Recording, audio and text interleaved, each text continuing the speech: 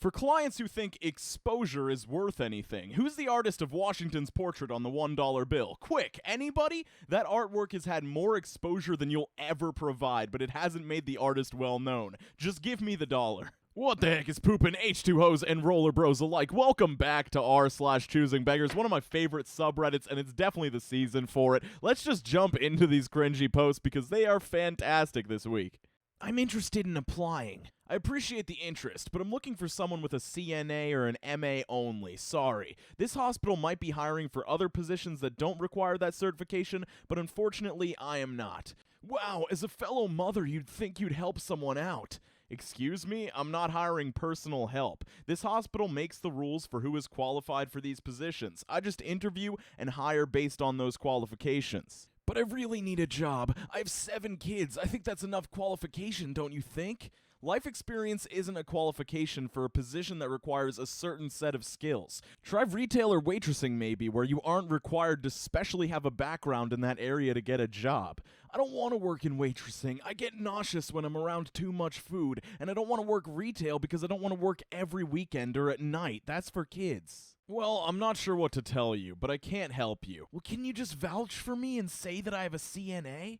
Are you kidding me? A CNA is a license they give you through the state. One quick check and they'll know that you're lying. 2, what makes you think I'd lie for you? As another mom, I think you'd help me out. My kids aren't going to have a Christmas because of you. Thanks. So this woman's kids aren't going to have a Christmas because this woman wouldn't give her a job that she isn't qualified for. But let me just give a hypothetical situation here. Let's say this woman vouches for you, says that you have a CNA when you actually don't, and somehow you actually get the position. Then you're in a nursing position as somebody with no nursing license that could totally get someone killed and make sure that somebody loses a parent or a child or a sister for Christmas. So is that a better scenario in your head?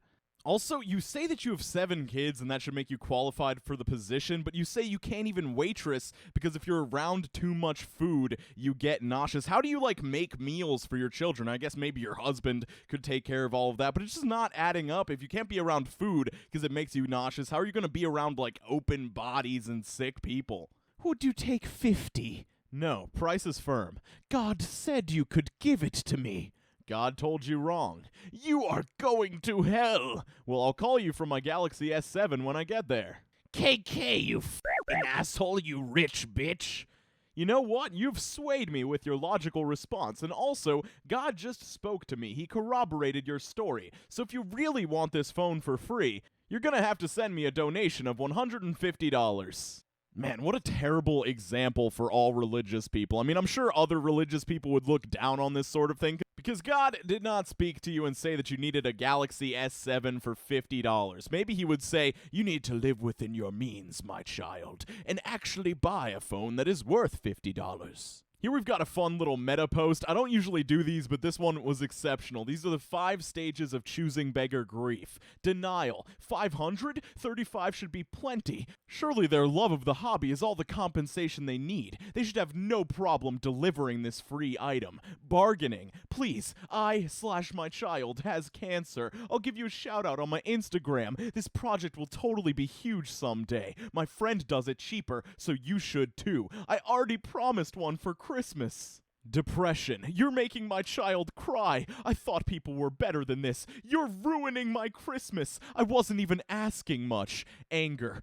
You, get cancer and die. Stupid greedy bitch. Who the hell do you think you are anyway? You're so arrogant and unreasonable.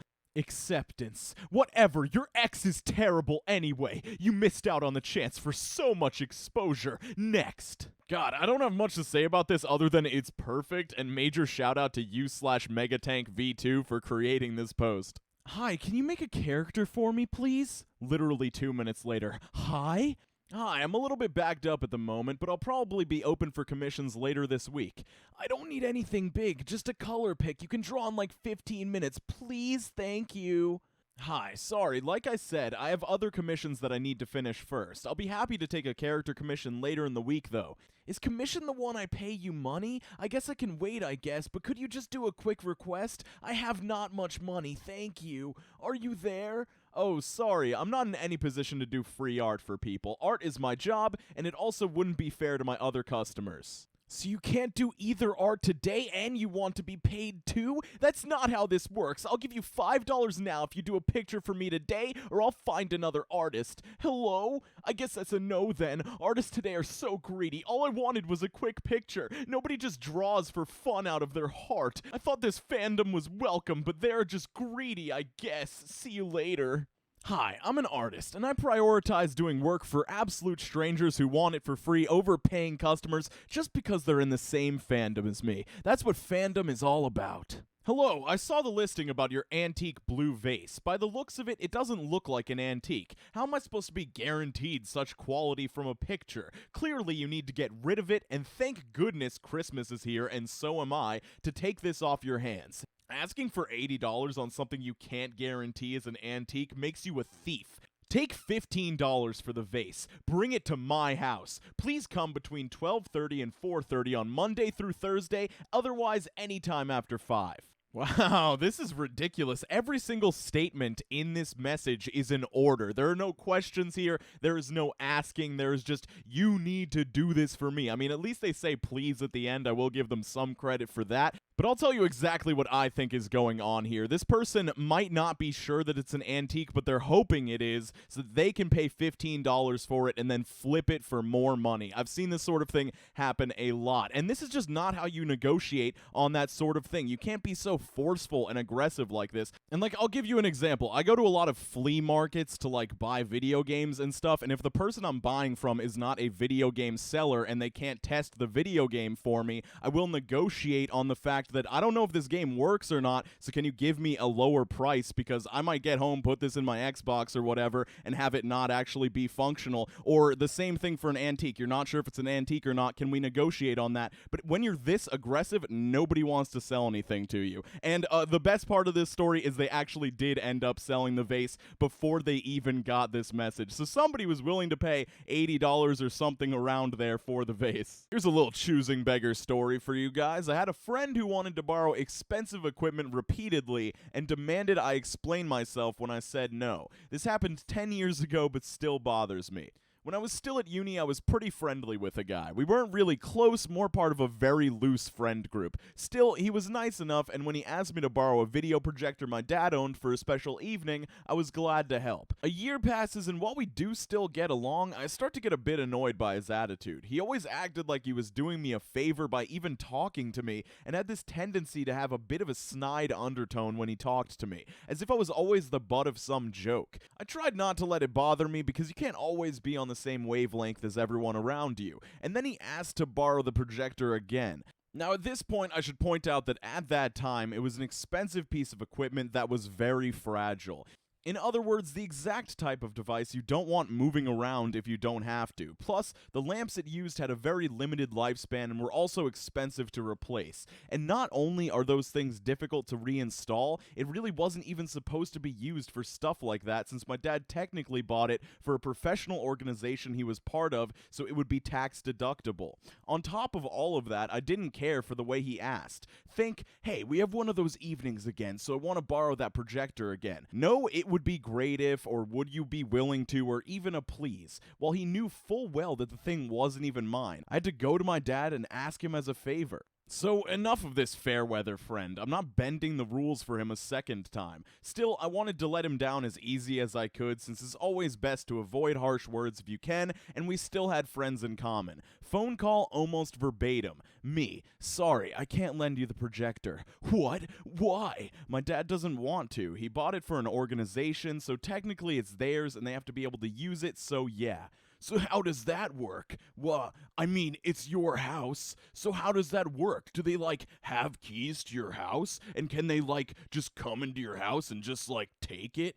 Voice just dripping with incredulity. Yes, I had to look up the word incredulity to find out how to pronounce it. I don't know, man. I guess if you believe you have some sort of right to the thing, I could pass you my dad and you can explain to him why that's your case. Choosing beggar quickly realizing his situation.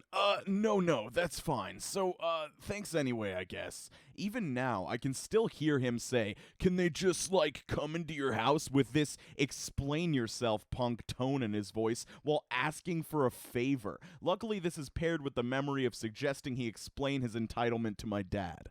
I absolutely hate this form of entitlement, especially when he's being so belittling in this way. I would love for him to have, like, trolled this guy in some way, like, promised him the projector for that certain night, and then at the last second just been like, oh no, it turns out my dad's company actually needs it for something, so I guess you're screwed, and you're just gonna have to find your own way to do things instead of relying on others for it.